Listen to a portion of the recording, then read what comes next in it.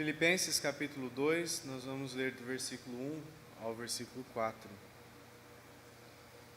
Filipenses capítulo 2, versículo 1 ao 4. Leamos, irmãos.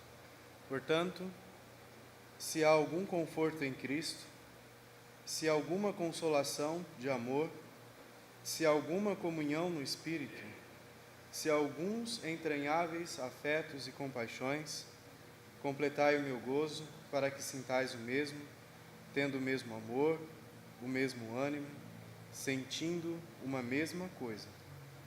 Nada façais por contenda ou por vanglória, mas por humildade. Cada um considere os outros superiores a si mesmo. Não atente cada um para o que é propriamente seu, mas cada qual também para o que é dos outros. Oremos, irmãos.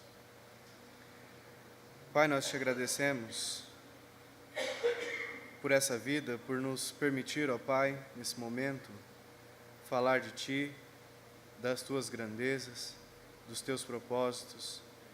Falar, ó Pai, daquilo que o Senhor tem anunciado há séculos para o nosso bem, para a nossa salvação, para que tenhamos, ó Pai, uma vida quieta, uma vida sossegada, aqui nessa terra também, Senhor. Que o Senhor nos ajude sempre a fazer a Tua vontade. Que o Senhor, ó Pai, venha sempre nos guiar para que isso aconteça. Que possamos sempre dar bons testemunhos em nossas vidas, nossos afazeres, as nossas obras. Que possam cada vez mais testemunhar de Ti. Nós sabemos, ó Pai, que nós não somos merecedores das Tuas misericórdias, da Tua graça, das Tuas bênçãos, Senhor, mas nós somos gratos por todas elas. Amém. Te pedimos por essa igreja, que ela sempre, ó Pai, seja firme nesse propósito de anunciar o Teu Evangelho. Amém. Seja sempre firme, ó Pai, no amor e também na doutrina. Te agradecemos mais uma vez por tudo. E em nome do Seu Filho amado que nós oramos. Amém. Amém. Irmãos, nós vemos aqui umas instruções do apóstolo Paulo aos irmãos da igreja de Filipe, aos filipenses, e ele estava tratando a respeito de que aqueles irmãos, se houvesse algum conforto em Cristo, se eles tivessem alguma consolação de amor, se eles tivessem uma comunhão de espírito e entranháveis afetos e compaixões, que eles passassem a sentir o mesmo amor, o mesmo ânimo, sempre uma mesma coisa, para que toda a igreja passasse a ter o mesmo sentimento. E que aqueles irmãos não fizessem nada por contenda ou para se gloriar, para que tivesse mérito algum nas obras, mas que eles fizessem isso por humildade e sempre considerando o próximo superiores a si mesmo. E ele disse no versículo 4, não atentando cada um para o que é propriamente seu, mas cada qual também para o que é dos outros. Então nós vemos aqui que o apóstolo Paulo ele estava tratando de uma questão de união dentro da igreja, numa união com o mesmo sentimento. Só que nós vemos, irmãos, que Satanás, ele, desde quando foi lançado aqui na terra, ele quer fazer com que os irmãos cada vez mais se estranhem uns com os outros. Ele faz isso primeiramente causando um leve descontentamento ou uma frieza entre irmãos. E este descontentamento logo se transforma em um empecilho, causando uma divisão de respeito e principalmente de amor. Quando essa divisão se completa, Satanás logo começa a se mover entre os santos, lançando ciúmes entre eles, gerando sentimento de maldade e uns passando a maltratar os outros. Às vezes Satanás leva anos para fazer o seu trabalho, mas é que ele muitas vezes opera lançando seus ardis entre os santos.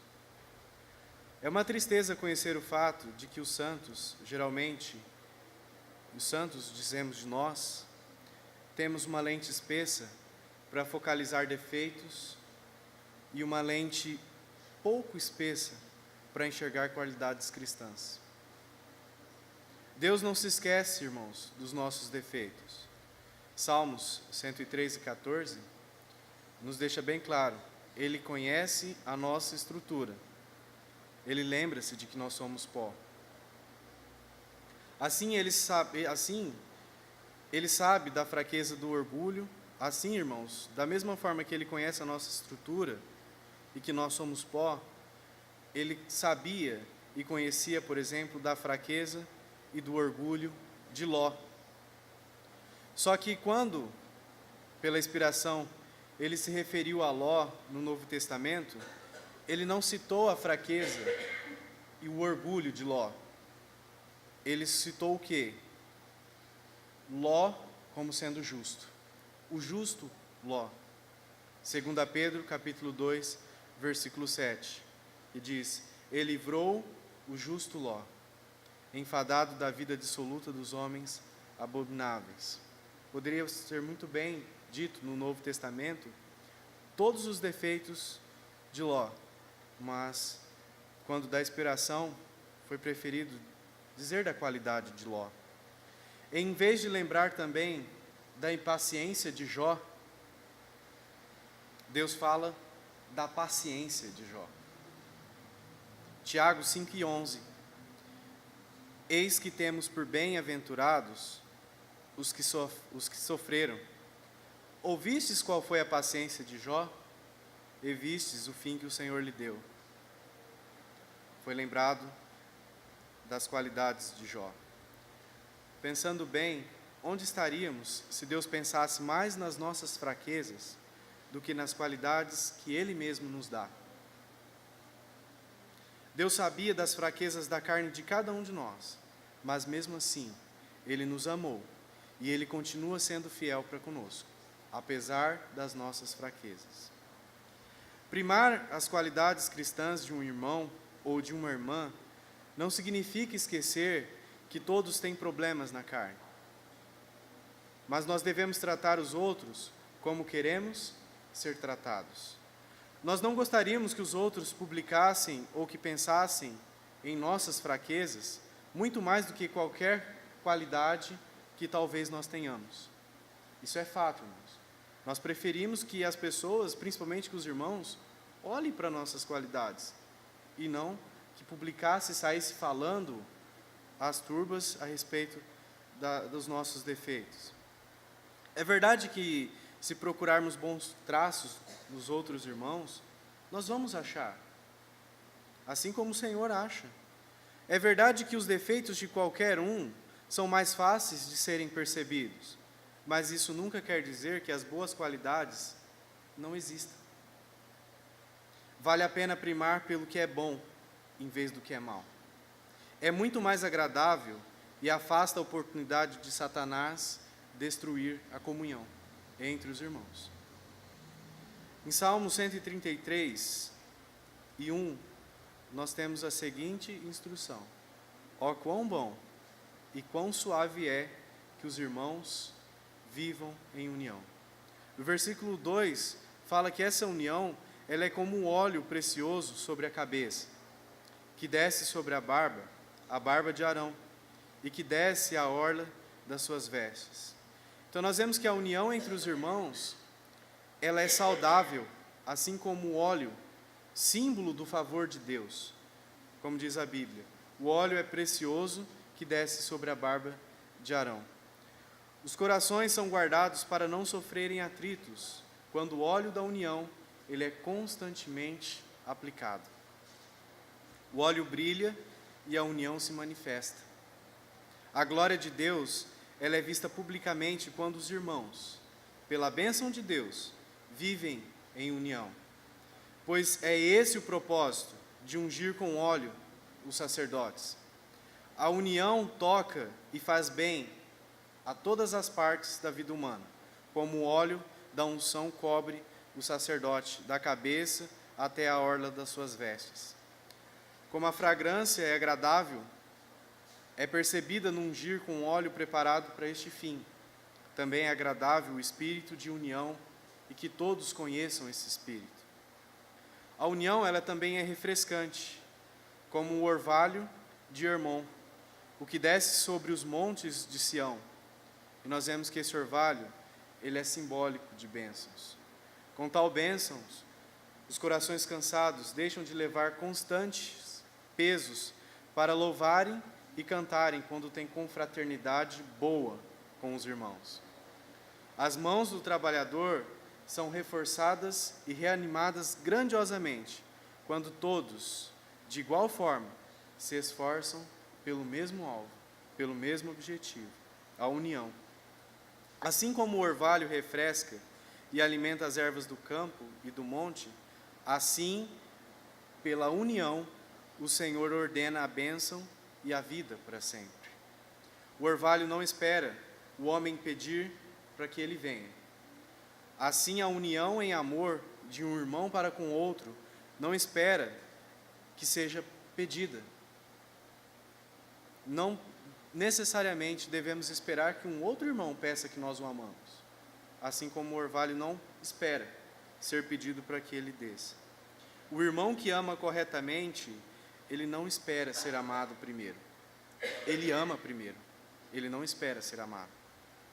A união entre irmãos é importante.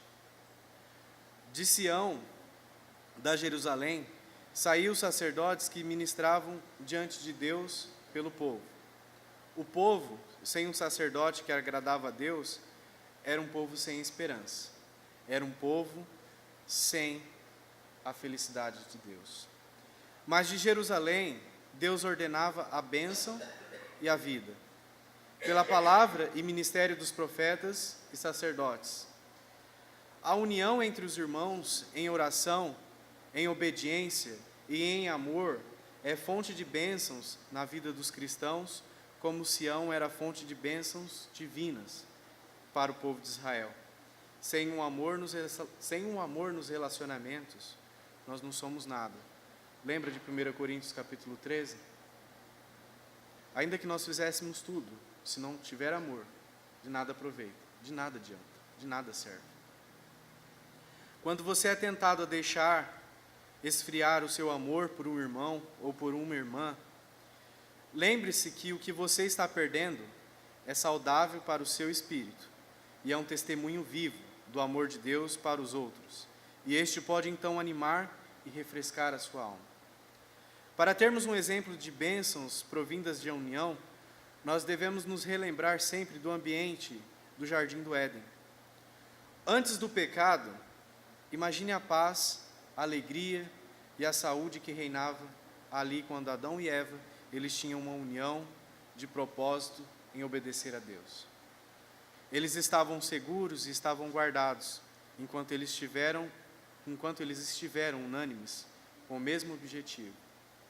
A bênção fragrante e saudável de Deus estava com eles enquanto estiveram em união e amor, e não havia dúvida entre eles. Só que quando entrou a dúvida, logo veio a desobediência, e com isso veio o medo e a vergonha. Começou a destruição que até o dia de hoje não deixou de crescer e de se espalhar pelo mundo. Com a falta de união veio a tristeza para as pessoas envolvidas e também para muitas outras.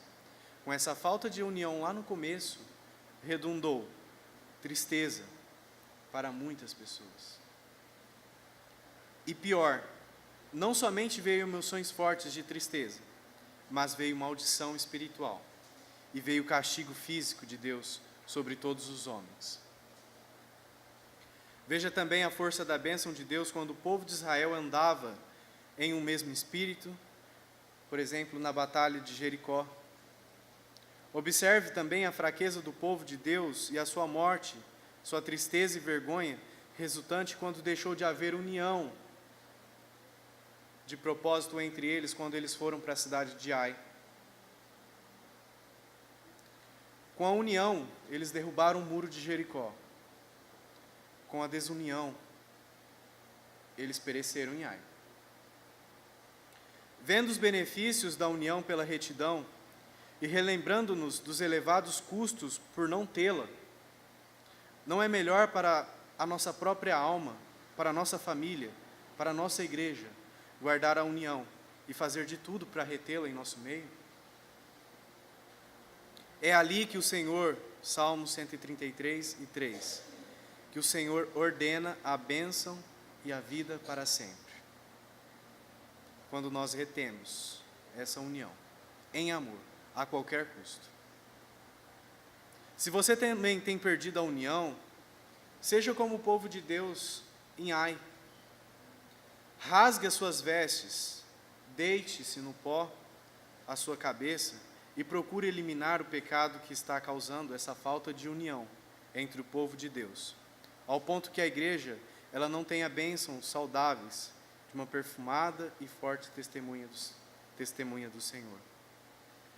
Irmãos, quando Satanás quer colocar um empecilho entre os irmãos, ele opera para que os irmãos envolvidos ajam segundo o que eles realmente acham justo e certo, estribar no próprio entendimento. Satanás usa muito isso no nosso meio. Ele coloca muito isso nos corações, principalmente dos cristãos. Que eles ajam conforme o que eles entendam ser justo, ser o certo. Há uma certa santa indignação que nos move a aborrecer o pecado, até o ponto de julgarmos e maltratarmos quem teve a coragem de cometer tal abominação. E é nessas horas, irmãos, que nós devemos determinar se o que estamos nos lembrando como sendo justo e certo, ele é verdadeiramente toda a verdade ou não é. Porque muitas vezes nós agimos com a nossa própria justiça. Então nós temos que buscar entender isso. Aquilo que eu acho justo e certo, é verdadeiramente o correto, conforme a palavra de Deus? Nós podemos estar sendo enganados por termos uma falha memória. Estribar no próprio entendimento. Pode ser que estejamos nos esquecendo de uma parte vital da verdade para equilibrarmos os sentimentos. Muitas vezes nós colocamos o sentimento acima daquilo que nós entendemos, daquilo que nós conhecemos. Por isso que o apóstolo Paulo fala: não façais por contenda ou por vanglória, mas faça por humildade, isto é, equilibre o sentimento. Considere os outros superiores a si mesmo. E não atente cada um para o que é seu, mas também para o que é dos outros. Equilíbrio. Nessas horas é que nós devemos recordar quais são os mandamentos de Deus sobre o amor. É necessário nos lembrarmos que o que é verdadeiramente justo e reto, ele nunca vai ser contrário aos mandamentos de Deus, de amar. Independentemente do que você tenha entendimento ou não. Se for conforme a verdade bíblica, ela nunca deve ir contrário a esse mandamento de amar. Se um irmão ele tem cometido mal, convém praticarmos o amor que leva ao perdão, pois Deus tem agido dessa maneira conosco sempre. Há um empecilho entre o irmão ou irmã, lembre-se dos mandamentos em vez da ofensa. Nós temos costume de batermos sempre na ofensa, ao invés de lembrarmos do mandamento. Peça a graça de Deus para obedecer os mandamentos, que nos levam a sermos conforme a imagem dele. Se você acha difícil amar aos outros, pelo menos tente amá-los como Deus lhe amou, e assim terá um testemunho de Deus e será conhecido pelo mundo que você é dele. João 13:35 diz: nisto todos conhecerão que sois meus discípulos, se vos amardes uns aos outros. Nós conheceremos que somos discípulos de Deus quando nós amamos uns aos outros. 1 Coríntios capítulo 14, versículo 20. nós devemos procurar mais pontos de concordância em um irmão do que pontos de discordância, isso dentro da igreja. 1 Coríntios capítulo 14, versículo 20, irmãos, não sejais meninos no entendimento, mas sedes meninos na malícia e adultos no entendimento. Não sejais meninos no entendimento, mas sedes meninos na malícia e adultos no entendimento. Os pontos de discordância, eles são muito mais fáceis de ser notados, pois nós temos a carne. Quanto mais é vista a sujeira, mais floresce a carne. Quanto nós mais avistamos a sujeira, o pecado, mais a carne floresce. Os sentimentos se aguçam. Nós passamos a olhar cada vez mais ao pecado, à ofensa, do que aos mandamentos. E os santos, ele tem um Espírito Santo de Deus que os capacita a combater a carne e até mesmo vencer a carne. Foi a pregação de ontem.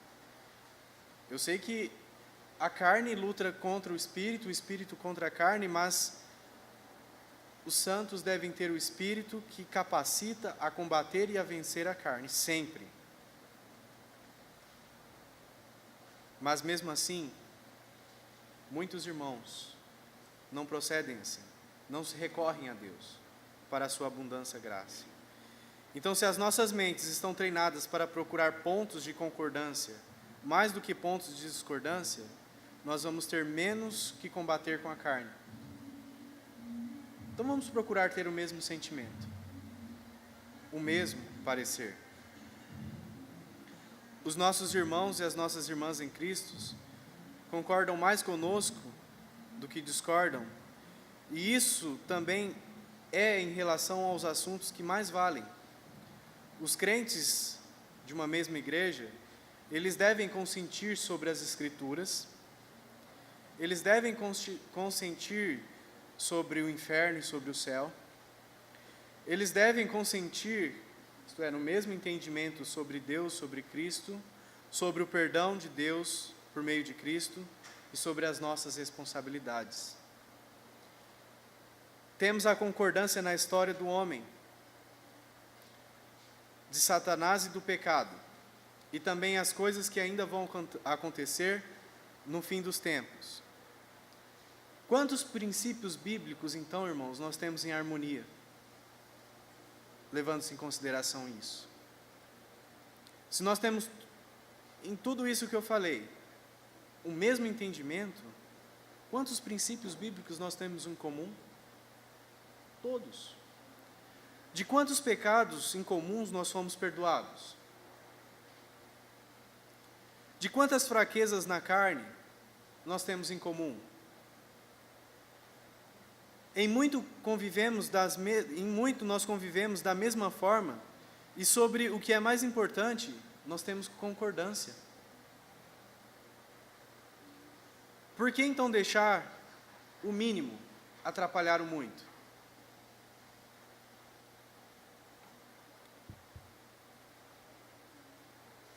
Primeira Tessalonicenses, capítulo 5, versículo 22. 1 Tessalonicenses, capítulo 5, versículo 22. Nós devemos entender que Deus é um Deus de paz, não de confusão. Abstende-vos de toda aparência do mal. Se tem alguma coisa que tenha trazido discordância, que tenha trazido problemas na igreja entre irmãos, nós devemos nos abster, principalmente abster-se do mal. Abstende-vos do mal e da aparência do mal. E o mesmo Deus de paz vos santifique em tudo, e todo o vosso espírito, e alma, e corpo, eles sejam plenamente conservados, irrepreensíveis, para a vinda de nosso Senhor Jesus Cristo. Os ímpios, irmãos, não têm paz, diz o Senhor. E a violência cobre a boca dos perversos. Então, como é que os santos praticarão a frieza uns para com os outros, se isso é propriamente dos ímpios? como pode os santos procederem conforme os ímpios procedem? Eles não têm paz, a violência cobre a boca deles. O justo não pode proceder como o ímpio. Nós devemos nos lembrar que a contenda, que a confusão, que a divisão, que o desentendimento, que a estranheza entre irmãos, no lar ou na igreja, ela não vem de Deus. Deus não é Deus de confusão, senão Deus de paz. E nós não devemos nos misturar com aqueles que não obedecem à palavra de Deus. Isso é fato. Só que nós não devemos também tê-los como inimigos. Mas nós devemos admoestá-los. A ninguém nós devemos tornar mal por mal. Paz, ela vem de Deus. Cristo tem o nome de o Príncipe da Paz. E ela é fruto do Espírito Santo. Romanos 10:15. Formosos os pés dos que anunciam o Evangelho da paz, dos que trazem alegres novas de boas coisas. Então nós vemos que Cristo, Ele é o príncipe da paz e o seu fruto é a paz. O fruto do Evangelho é a paz. Se o irmão for errado em algo, nós devemos admoestá-lo, tendo cuidado de nós mesmos, para que não caiamos pelos ardis de Satanás em um outro extremo. Aí surgem dois problemas. O irmão caído num erro e nós caídos em outro. Ao extremo.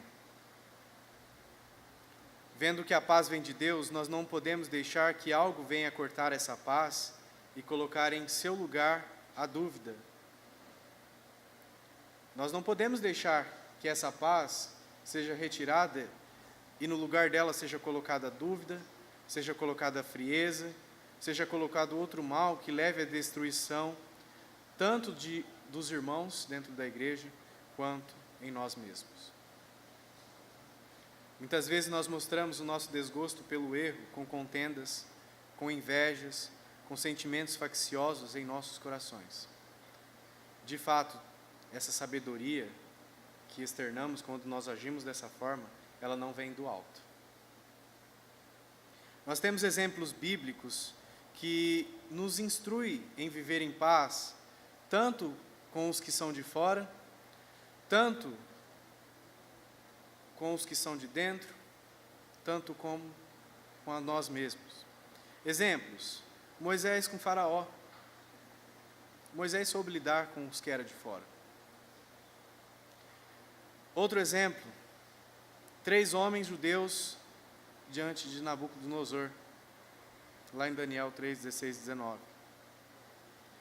Outro exemplo: nós, com qualquer um outro, tende paz enquanto estiver em vós, com todos os homens, quanto com os de nós, também dentro da igreja. Jesus conviveu com Judas sem contendas. Outro exemplo. Filemão, ele conviveu com Onésimo. Em tudo nós devemos ter o cuidado de perdoar por inteiro o errante, pois nós não devemos ignorar os ardis de Satanás, porque ele vai usar aquilo para um outro mal, principalmente dentro da igreja. Provérbios 16:7.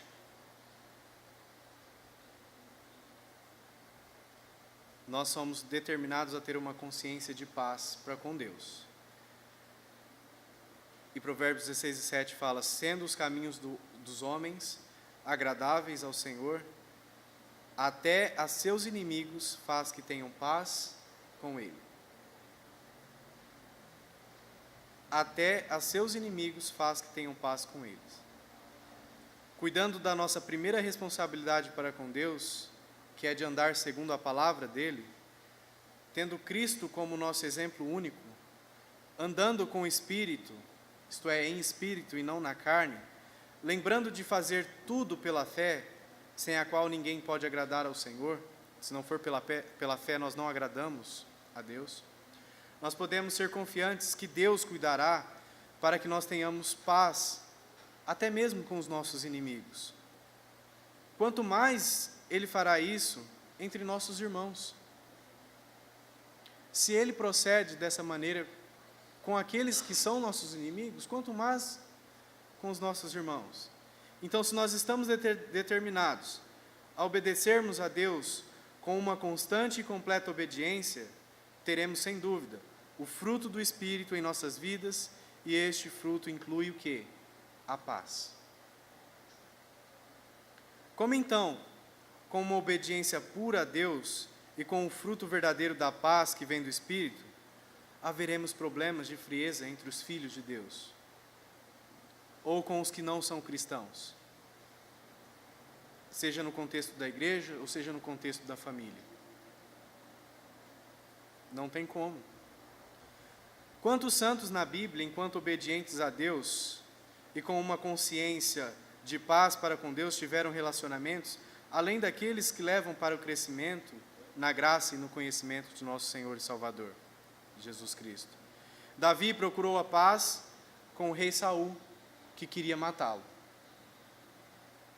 Daniel, ele não vivia em contenda com o presidente opondo ele, mas continuou procurando melhor o seu relacionamento com Deus. José no Egito, ele não guardou malícia, maldade com seus irmãos. Mesmo Jesus sabendo a atitude final de Judas, ele não media palavras com este, mas ele amou Judas até o fim. Havia contendas em alguns casos, mas não eram contendas de homens, como diz em 1 Timóteo, capítulo 6, versículo 5, contendas de homens corruptos de entendimento e privados da verdade, cuidando que a piedade seja causa de ganho. Essa contenda que nós podemos ver de vários exemplos bíblicos e que pode surgir em nosso meio, essa contenda, ela não deve ser de homens corruptos de entendimento, mas sim de irmãos, de membros, que não são privados da verdade, porque a verdade é exposta aqui. Irmãos que não têm os seus entendimentos corruptos e que não agem com a piedade como se fosse um ganho. Mas eram contendas que acontecem entre irmãos sinceros, logo reconhecido o erro e nada deixado para destruir nenhum nem outro. O problema sempre era resolvido. Lembra da igreja de Corinto? Houve várias contendas lá.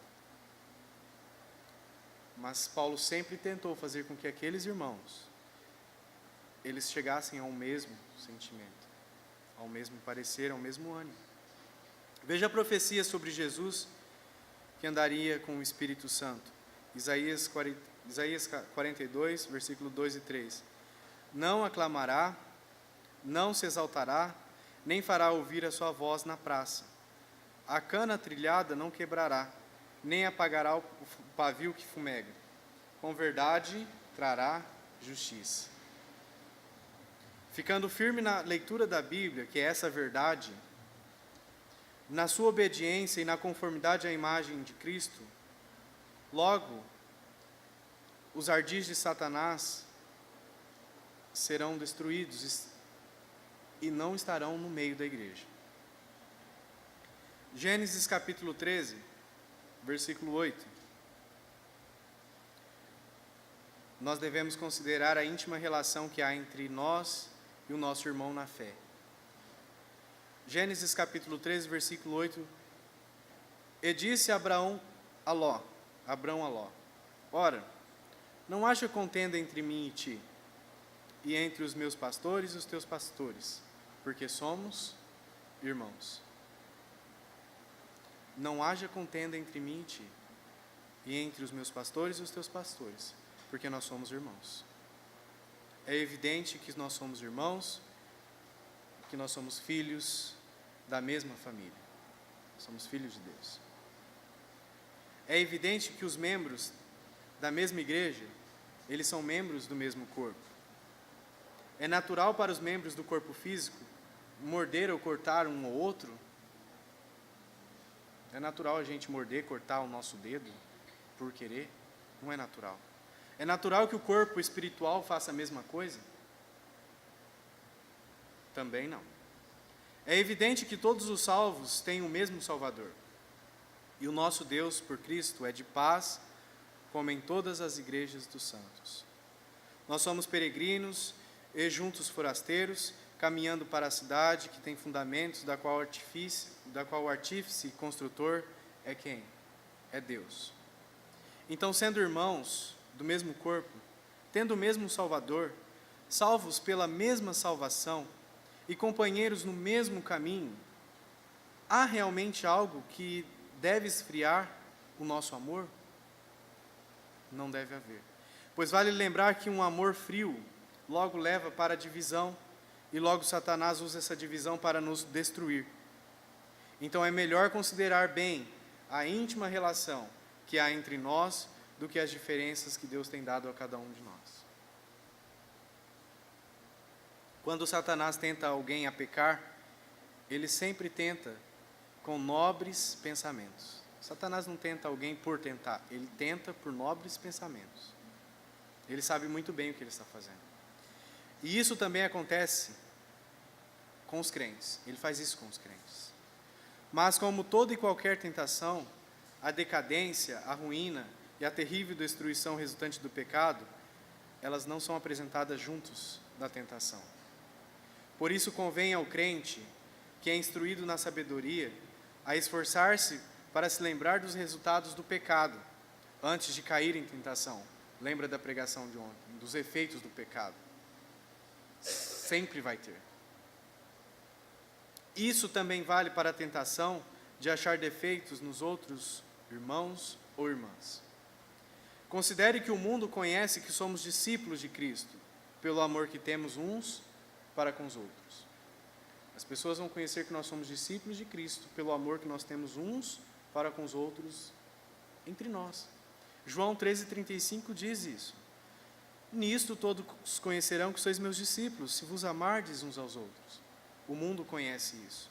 Então, havendo divisões, havendo partidarismos, havendo discordância entre os que deveriam ser conhecidos pelo amor, o mundo não vai conhecer Cristo em nós. Porque nós somos conhecidos quando nós amamos. Se não há esse amor, o mundo não vai conhecer Cristo. Imagina isso. O mundo não conhecer Cristo porque não há amor entre os próprios irmãos, entre os filhos de Deus. Até mesmo os descrentes, eles vão se armar contra a verdade que salva suas almas do lago do fogo, citando os exemplos de divergências que os próprios crentes se envolvem como motivo para não chegarem a Cristo, o Salvador. Se for para ser crente daquele jeito, é melhor não ser. Não é? Considere que não há lugar no mundo que possa oferecer a mensagem do verdadeiro conforto, da real salvação de todos os pecados, o conhecimento de Jesus e da graça divina, senão a mensagem que é declarada numa igreja verdadeira. Se expulsamos uns aos outros da confraternização do ajuntamento que Cristo organizou, isto é, a igreja, como podemos esperar termos auxílio ou amparo em nossas vidas e nas vidas dos seus filhos? Impossível. Para ajudar a segurar a língua afiada, uma ação de frieza ou um pensamento de partidarismo, nós devemos contemplar um pouco a amargura da divisão, do peso e do quebrantamento que a divisão causa nos outros e em nós. Há disputas e rixas suficientes na política, no município e até mesmo na família, tornando desnecessário trazer isso também para a igreja. Não precisa. Estas lembranças ajudam-nos a viver em paz uns para com os outros, para a glória de Deus e a exaltação da salvação dos pecados que temos por Cristo. Saber que procurar a paz, ela deve ser uma honra. Hebreus 12:14. segui a paz com todos e a santificação, sem a qual ninguém verá o Senhor. Irmãos, sem paz e sem santificação, não vamos ver o Senhor. Um fato direto. Sem paz e sem santificação, não vemos o Senhor. Seguir a paz quer dizer buscar com íntima intensidade, explorar impetuosamente, investigar a paz, tal como o faminto procura por uma alimentação. É isso que significa seguir a paz. Salmos 34, 14. Várias instruções a seguirmos a paz. Salmos 34, 14. Aparta-te do mal, faz o bem, procura a paz e segue. Procura a paz significa correr atrás continuamente. Ainda que venha problemas, ainda que venha o que a gente menos espera, nós devemos correr continuamente em busca dessa paz. Nós devemos correr sem parar, sem medir esforços, independentemente da distância ou do tempo. O alvo tem que ser atingido, a paz tem que ser alcançada. O crente tem esse dever, especialmente entre os que são da casa de Deus, que contém os membros da família eterna. Sem cessar, eles devem procurar pela paz em vez de contendas. Nunca pense, nem mesmo por um momento, que aquele que primeiramente procura a paz admite culpa ou tem menos força e é a maior parte a perder. Aquele crente que não dá o braço a torcer, né? Pois é uma honra quando fazemos isso. Nós não devemos buscar ser amados. Lembra lá de 1 João? Nós amamos Ele porque Ele nos amou primeiro. E o que o apóstolo Paulo disse aos irmãos? No versículo 3. Irmãos, faça as coisas por humildade e considere os outros superiores a si mesmo. E o que mais? Não atente para o que é seu, mas para o que é dos outros. Então veja isso como uma honra. Nós vemos que quem foi que nos buscou primeiramente quando nós éramos inimigos. Olha, irmãos, quando nós éramos inimigos, nós fomos buscados. Nós éramos rebeldes, vivíamos no pecado e nós fomos buscados. Quem foi atrás de nós? Foi Cristo. Não fomos nós que fomos atrás dele. Então é uma honra. Os chamados por seu nome não devem ser conforme a imagem dele? Não deve agir conforme ele agiu também? Nós sabemos, irmãos, errar é humano, irmão Pedro disse isso, mas perdoar é divino. Andar juntos o quanto possível com a palavra de Deus. Filipenses capítulo 3, versículo 14. Prossigo para o alvo, pelo prêmio da soberana vocação de Deus em Cristo Jesus. Mas naquilo a que já chegamos, andemos segundo a mesma regra e sintamos o mesmo. Não é sintar coisas diferentes, mas sintamos o mesmo. Andamos segundo a mesma regra, isso é, a mesma doutrina, a mesma maneira de viver e sintamos o mesmo. É uma marca de sabedoria andar o quanto possível com todos os homens, e especialmente com os que são da fé. Se precisamos trilhar um caminho de 100 quilômetros, por que nós não andamos junto os 99 que podemos com o nosso irmão, em vez de deixar que aquele quilômetro que nós não podemos andar junto com ele, cause desunião? Se nós não podemos andar os 100, vamos andar o 99. Se a maior parte das práticas de seu irmão são aceitáveis, por que dividir-se com a menor parte? Se vamos nos preparar com cada diferença, quando é que praticaremos a virtude de suportar-nos uns aos outros? Se damos tanta importância a isso. Suportar-nos uns aos outros. A menor parte, ela nunca deve causar a desunião da maior parte. Se já temos chegado a algum lugar, nós devemos continuar andando segundo a mesma regra e sentindo o mesmo que sentíamos anteriormente. Nós perdemos muito, a causa de Cristo perde muito, e o lado de Satanás ganha muito quando nós ficamos decididos fixarmos a não termos paz com aquele que tem a mínima parte em desigualdade conosco. Por pouquinha coisa, nós perdemos, a causa de Cristo perde muito, e essa desigualdade traz vitória para Satanás, nesse mínimo. O desejo de termos união não deve causar comprometimentos para a verdade bíblica, irmãos. E em nenhuma instância, eu não estou pregando que nós devemos deixar as verdades bíblicas para aceitar erros de irmãos.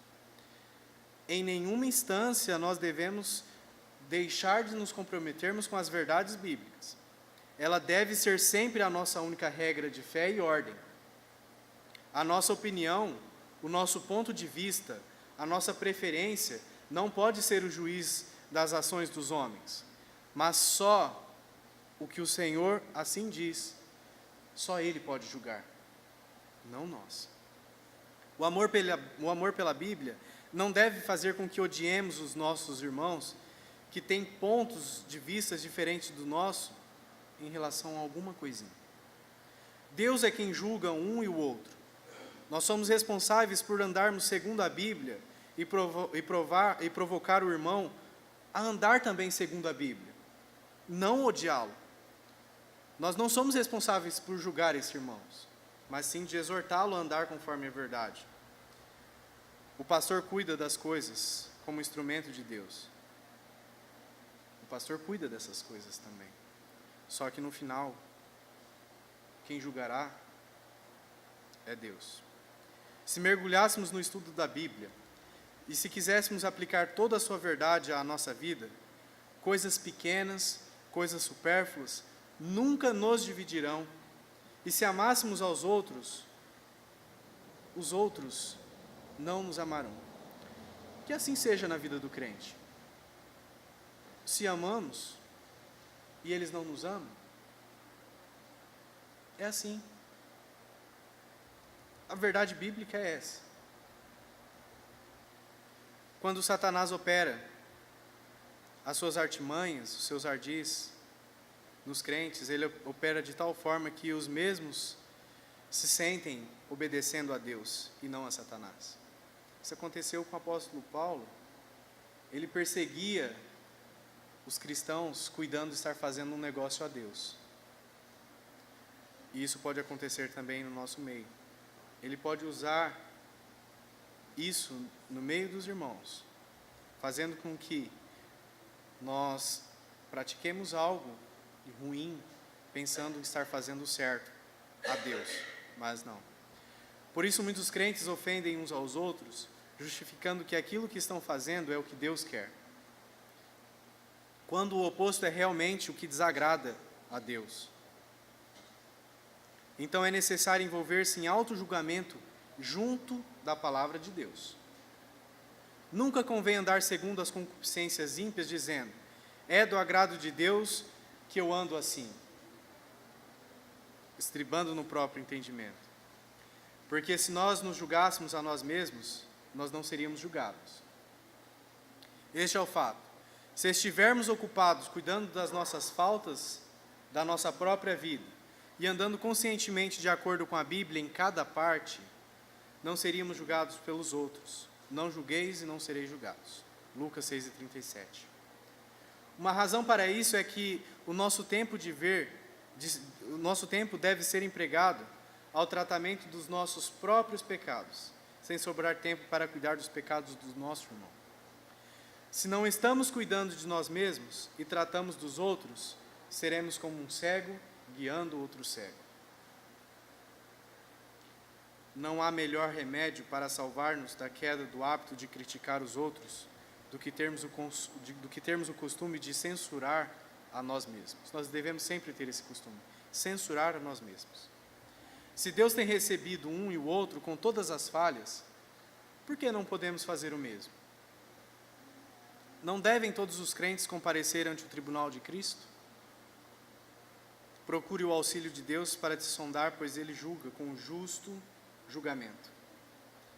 Que Deus nos abençoe, dando-nos entendimento para que cada um de nós se ocupe em atividades que levam-nos a sermos santificados por Deus em Cristo, andando para o seu agrado, em vez de satisfazermos a nós mesmos, com a falta de entendimento que leva-nos a fazer comparações uns com os outros.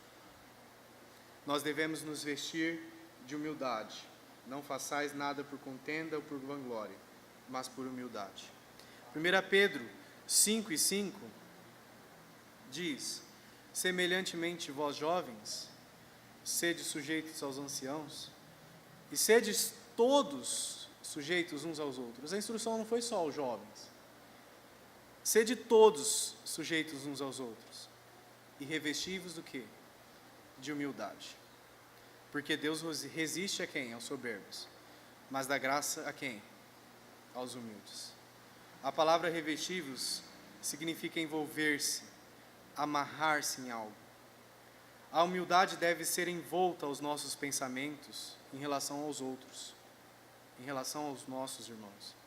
Nossas emoções, quando reagirmos, e em nossas ações com os irmãos, devem estar envoltas de humildade.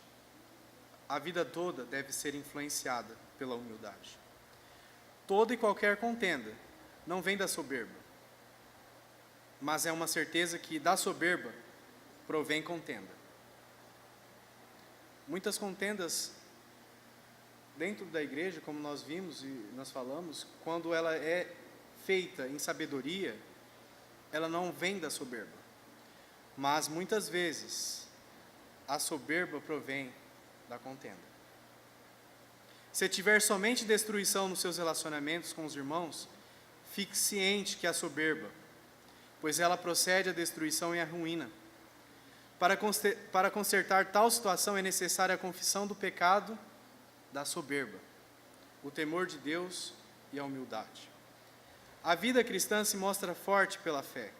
A vida cristã, ela é nutrida pelo amor. Pela humildade, a vida cristã se mostra formosa, pois as glórias de Cristo se revelam pela humildade. Então, quando o crente ele se veste de humildade, ele não vê razão nenhuma para pensar coisas ruins de outros irmãos. Ele apenas vê razão para amar, porque ele vê que ele é o príncipe, isto é, ele é o primeiro dos pecadores, como disse o apóstolo Paulo. E foi essa atitude, Filipenses capítulo 2, versículo 5.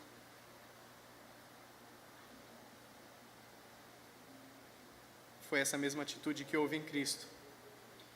Que houve também em Cristo Jesus, que sendo em forma de Deus, não teve por usurpação ser igual a Deus, mas esvaziou-se a si mesmo, tomando a forma de servo, fazendo-se semelhante aos homens, e achado na forma de homem, humilhou-se a si mesmo, sendo obediente até a morte e morte de cruz. Humildade. Cristo suportou o erro do outro, sabendo que a glória de Deus se manifestaria através disso. A formosura do amor de Deus se manifestou em tal humildade de Cristo. Então nós vemos que toda essa formosura de amor de Deus por nós foi demonstrada por essa humildade de Cristo, que sendo Deus, se fez servo. Somos nós que estamos sendo feitos na sua imagem, e é por isso que é necessária a humildade em nós. A humildade, ela não ignora que os outros tenham problemas com as suas naturezas pecaminosas, mas a humildade vê a realidade da sua própria natureza pecaminosa, com mais afinidade do que a dos outros. Cada um considere os outros superiores a si mesmo. Se somos envoltos e influenciados com humildade, nós não faremos nada com contenda ou com vanglória. Nada façais por contenda ou por vanglória. Nós nunca devemos amar uns aos outros a ponto de pensar que nós devemos nos esquecer da doutrina, pois este foi o erro da igreja em Tiatira. Apocalipse capítulo 2, Apocalipse capítulo 2, versículo 18.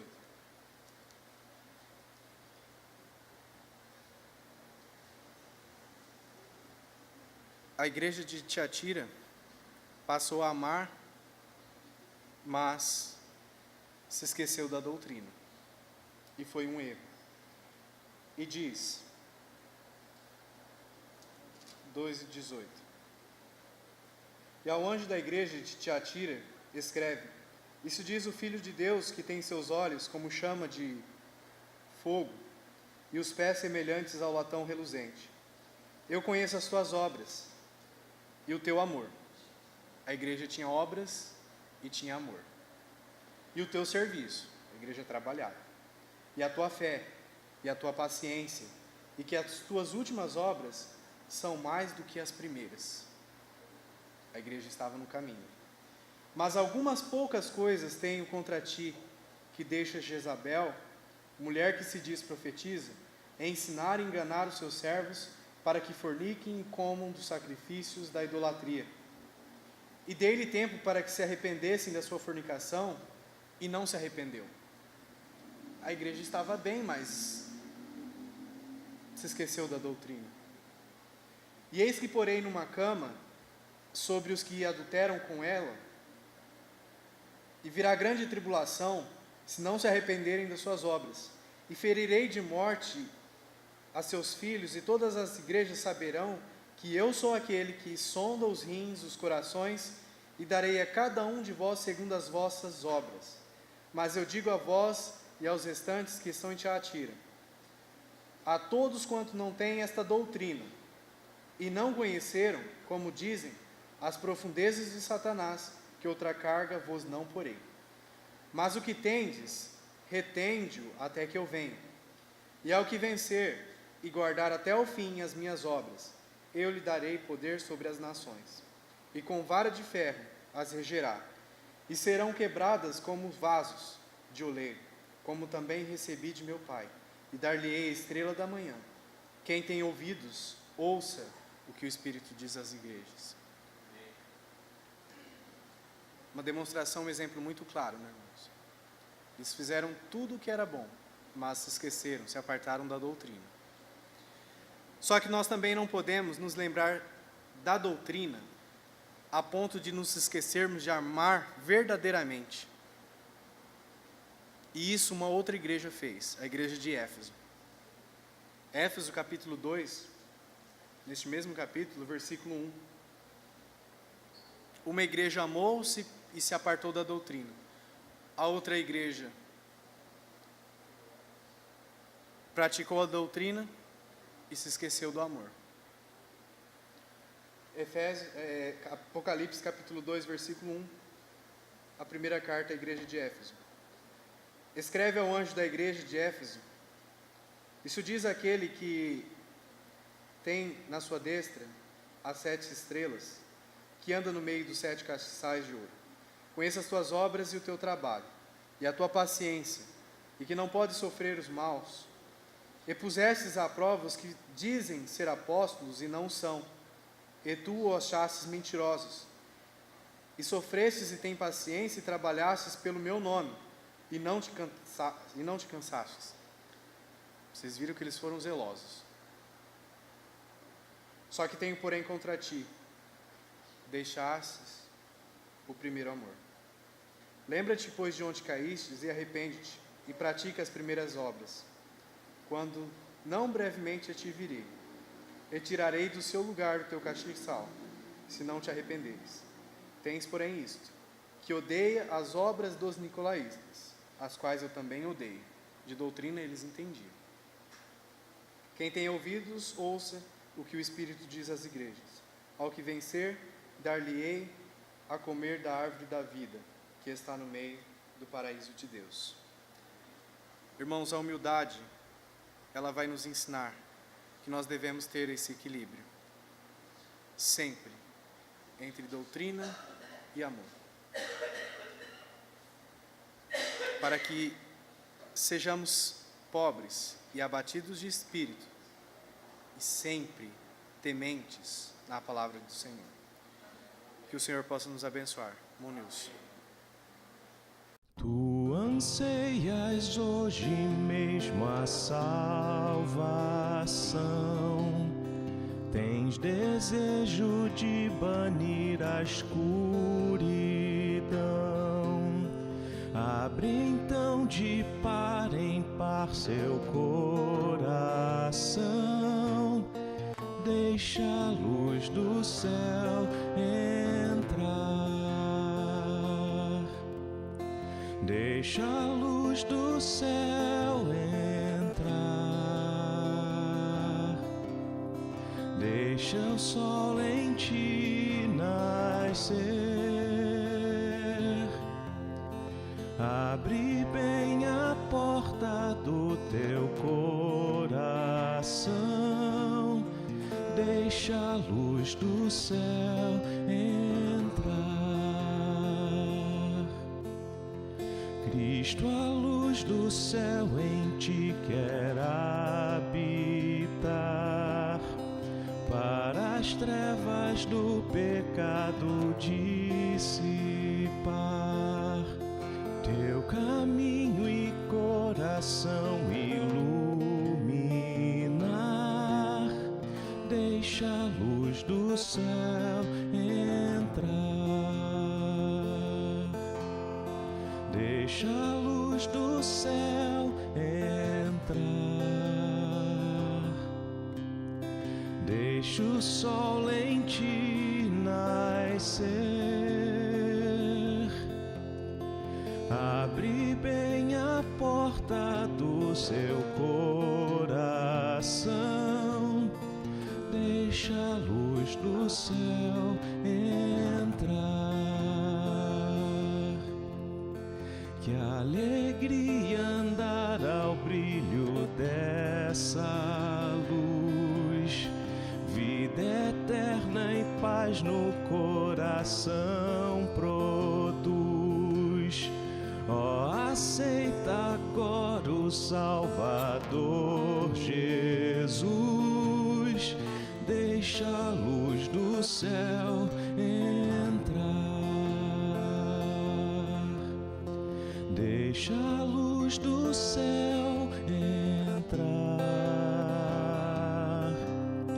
deixa o sol em ti nascer,